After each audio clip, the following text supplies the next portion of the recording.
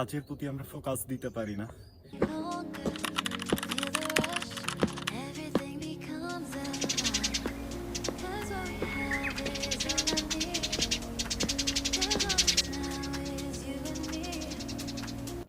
আসসালামু আলাইকুম, সীমান্ত ব্লগ থেকে সবাইকে স্বাগতম।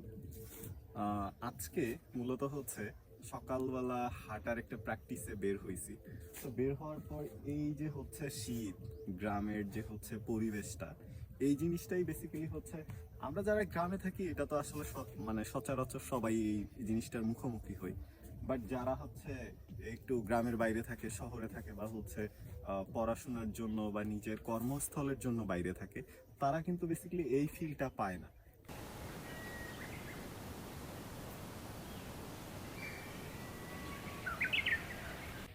অ্যাকচুয়ালি গাছটা দেখছেন আপনারা, এই যে কত সুন্দর একটা গাছ।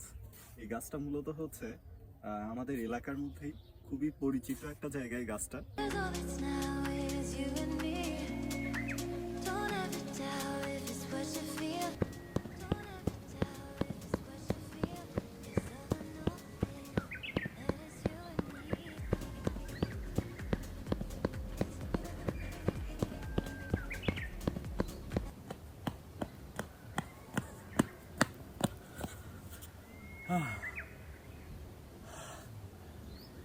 আসলে লং টাইম ধরে কখনো এইভাবে দৌড়ানো হয় না।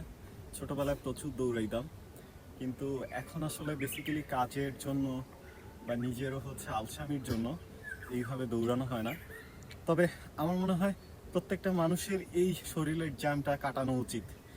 লাইক, শরীরের মধ্যে এই জ্যামটা থাকলে বা এই চর্বিটা থাকলে কাজের প্রতি আমরা ফোকাস দিতে পারি না, কাজের প্রতি আমরা খুব ভালোভাবে কনসাল্ট করতে পারি না।